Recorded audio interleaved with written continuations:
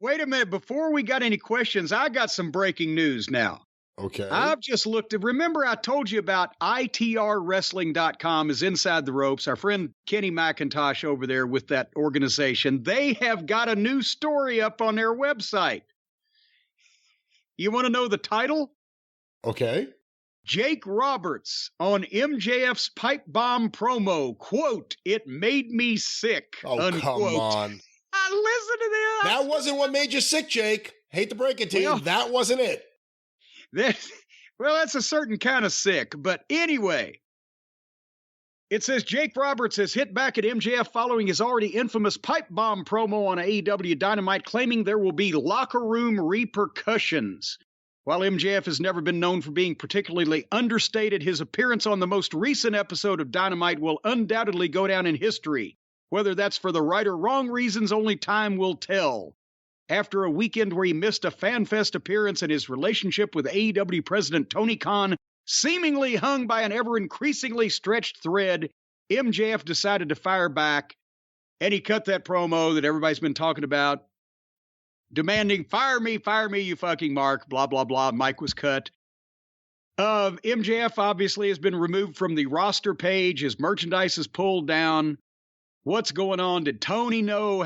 When did Tony know? What did the president know and when did he know it? All that kind of thing. But now Jake Roberts, would you like to hear Jake Roberts' comment on this? I'm very curious. I know nothing about this. Let's hear this. He said it, quote, "made him sick. I would love to see what the locker room is like," he continued. "The bomb that he dropped is going to have repercussions with people." And reflecting on MJF's missed FanFest appearance, Jake the Snake had some harsh words for the star. Quote, "I couldn't believe he no-showed a signing, man," Roberts asserted. Oh, come on. It's a big thing with Tony. He loves these signings and he wants these guys there. And for me, you don't miss stuff like that. This is your fans, your fan base. These people paid to get in there and you no-showed? The balls on this man. In other news, Madonna has criticized diva-like behavior, and Keith Richards has totally gone off on people for doing drugs. You know, I've been around. Of any human being in the world. You don't miss stuff like that. Jake Roberts. Go ahead. I don't know if anyone has no-showed more wrestling events over a lifetime than Jake Roberts. And also, I will say, I've been in the entertainment industry a long time. I've been around a lot of people. I've had a lot of fun in my life. I have never seen anyone as fucked up as Jake Roberts when I was a kid. When I was 13 at LNS Comics, did an autograph signing, showed up, bombed. And that was then. That was him showing up. The no-shows sometimes were better. But I will say this, I just got off the phone with MJF, and he wanted me to say it was all the honky-tonk man, so I think Jake can calm down and maybe understand. Oh, my God. Again, is hubris a good word? Or as Jackie Fargo said one time, the gall of you. You're right, I don't know. I mean, Buddy Landell was envious of Jake Roberts' no-show reputation. I don't know that there's any pro wrestler that is, over a longer period of time, either no-showed more or not showed up in any condition to show up than Jake Roberts. You can probably argue, legitimately, and think of all the fuck-ups ever, and some of them are still alive and some of them still take bookings, but, you know, the Iron Sheik had some troublesome years, Buddy Landell, various people. Jake Roberts may have had the most no-shows, the most holding up a promoter or giving the promoter fits. Think of how many different ways he was the worst person to have there, other than his name. He had a great name, and you had to worry about everything else. Getting him there, what he was going to be like there. Remember Jerry Gray's story, the craziest story where he drank his own piss? Yes. That was at a show. Well, remember the pay-per-view where he fondled the snake?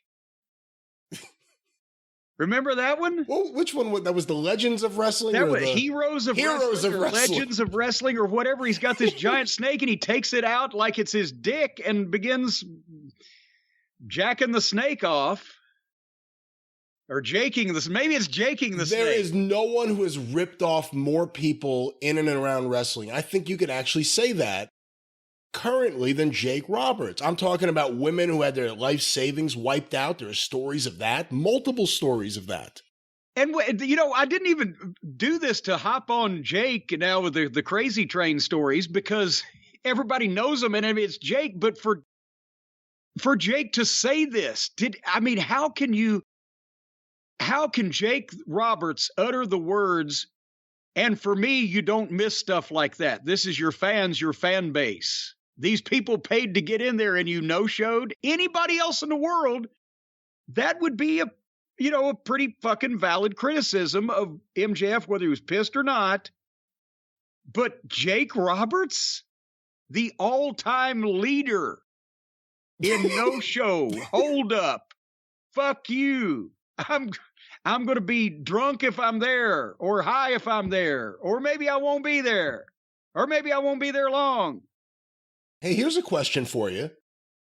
Jake said the bomb that he dropped is going to have repercussions with people. So who's going to be the maddest? The head droppers? Like, who's going to be the maddest at the MJF promo that MJF has to worry about in the locker room? Well, that's a good point, or a good question, because do you group yourself in? Obviously, the self-trained indie-rific guys that he didn't mention by name, but every single one of them knows who they are. The guys who can't make the fans feel, so they have to drop each other on their heads. They're going to be pissed off. I'm sure MJF probably doesn't really care. Is there going to be an issue with upsetting the salary structure in the locker room? Well, only if MJF gets the raise that he deserves for carrying a lot of this thing on his back for the last however long.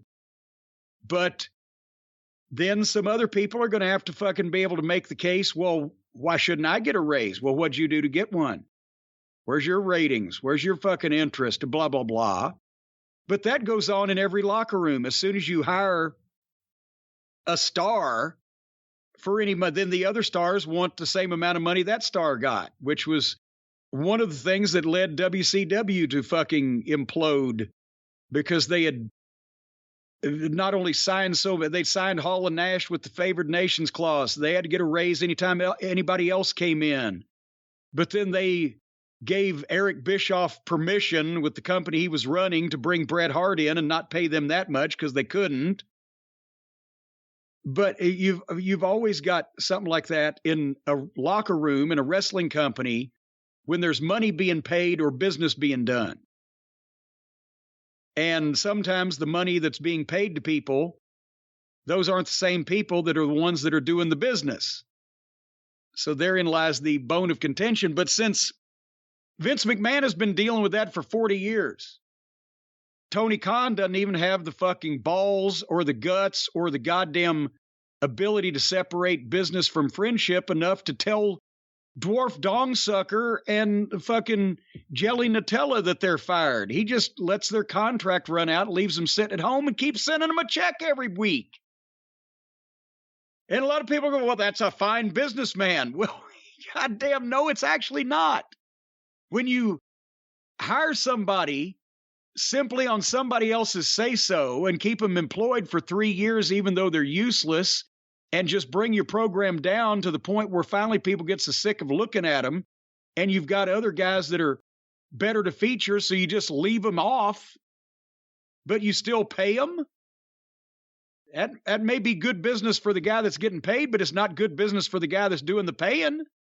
It's good for me. So anyway, I always say, don't trust a snake, and also never no-show.